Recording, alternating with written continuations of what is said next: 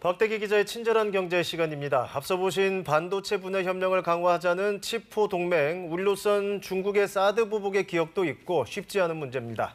박대기 기자와 좀 더 자세히 들여다보겠습니다. 자, 박 기자, 칩4 동맹, 이게 아직 공식 용어는 아닌 것 같은데 여기서 칩은 반도체 칩을 말하는 거겠죠? 네, 그렇습니다. 이 세계 반도체 산업을 이끌어가는 기업들이 우리나라와 미국, 타이완과 일본 이 네 나라 기업들이 대부분입니다. 그래서 포라고 부르는데요.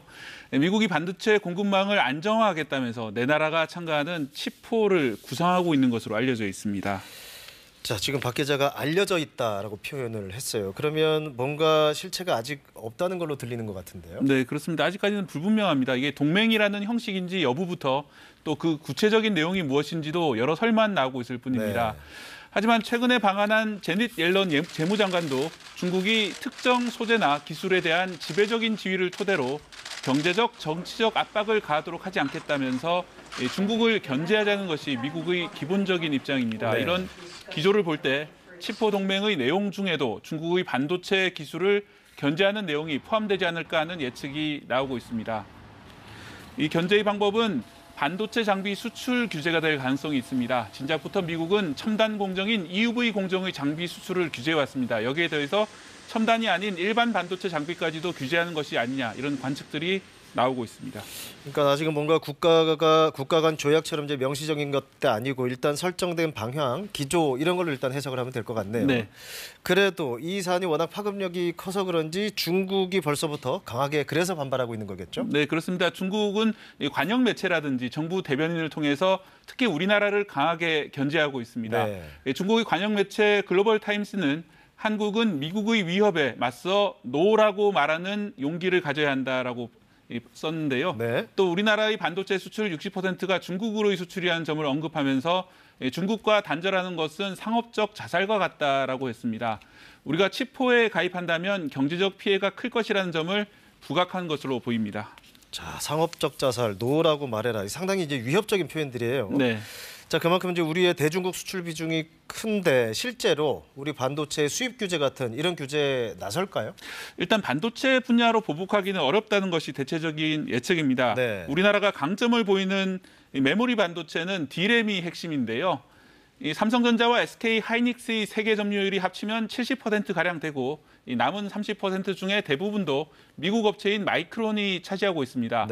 만약 중국이 보복 조치로 한국이나 미국산 D램 쓰는 걸 포기한다면 중국이 IT 제품을 만들기는 사실상 불가능해질 겁니다. 그렇다고 중국이 가만히 있지만은 않을 텐데요. 네, 그렇습니다. 어떤 식으로 중국이 대응할지는 아직 알 수 없는데요.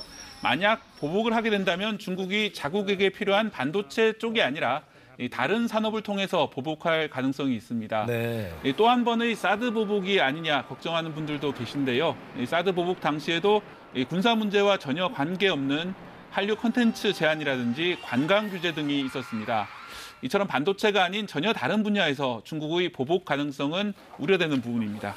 자, 그러면 우리 정부는 뭐 어떻게 하겠다 입장이 나온 게 있나요? 네, 중국의 반발을 의식해서 상당히 조심스러운 그런 입장입니다. 윤석열 대통령은 지난 21일 외교부 업무보고에서 미국 주도의 공급망 재편과 관련해서 중국이 오해하지 않도록 적극적인 외교를 하라고 외교부에 주문을 하기도 했습니다. 과학기술부와 산업자원부 장관들도 비슷한 취지의 발언을 하면서 특히 다른 산업에 미칠 영향을 검토 중이라고 했습니다. 말씀드렸듯이 중국의 예상되는 보복이 반도체 분야가 아니라 다른 산업 분야가 될 가능성이 있기 때문에 나오는 이야기입니다. 자, 그럼 일단 대통령부터 일단 칩4 동맹 쪽으로 가입 쪽으로 좀 방향을 잡은 걸로 보이긴 하는데 그런데 앞서 우리 홍진아 기자 보도에서도 보면 외교부 입장은 조금 그 취지라고 할 거예요. 뉘앙스가 좀 다른 것 같아요. 네, 그렇습니다. 외교부는 어제 비공식 브리핑을 통해서 칩4에 가입 요청이 있었느냐는 질문에 이렇게 답했습니다. 미국의 가입 제안이라고 하기 어렵다면서 정식 동맹 제안이나 참여 여부 확답을 요청받은 것은 아닌 것처럼 설명을 했습니다. 또 답변 시한이 한 달밖에 안 남았다는 것도 특별히 긍정 시인을 하기 어렵다면서 일부 매체가 보도한 것처럼 다음 달까지 당장 답을 내야 하는 상황은 아니다 이렇게 해명을 했습니다. 네, 좀 시점도 그렇고 실제 요청이 있었는지도 그렇고 정부 안에서도 얘기가 제대로 아직 정리가 안 되고 있는 것 같은데 왜 그런 걸까요? 이건 외교적으로 아주 민감한 사안이기 때문에 그렇습니다. 중국이 치포와 관련해서 우려하는 한 가지는 타이완이 다른 나라의 동맹이 돼서는 안 된다는 것이 중국의 기본 입장이기 때문인데요. 중국은 타이완을 자국의 일부로 보고 있기 때문에 다른 나라와 동맹을 체결하는 것에 특히 거부감이 큽니다.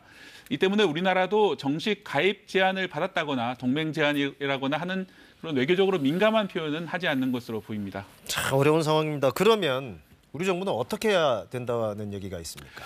예, 사실은 이제 극히 신중하게 결정을 해야 될 것이고요. 그렇죠. 만약에 참여하는 쪽으로 결정하더라도 내용에도 주의할 필요가 있겠습니다.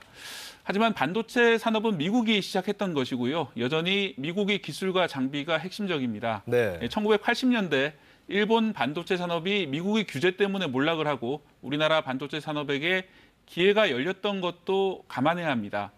또 중국과의 관계 등 국익을 생각해서 이 협상의 묘를 잘 살릴 필요가 있겠습니다. 네, 그러니까 시장으로서의 중국도 중요하고 미국, 타이완, 일본도 우리 반도체 산업에 정말 필요하고 그야말로 정교한 대응이 필요한 상황입니다. 네. 자, 여기까지 듣겠습니다. 박대기 기자였습니다.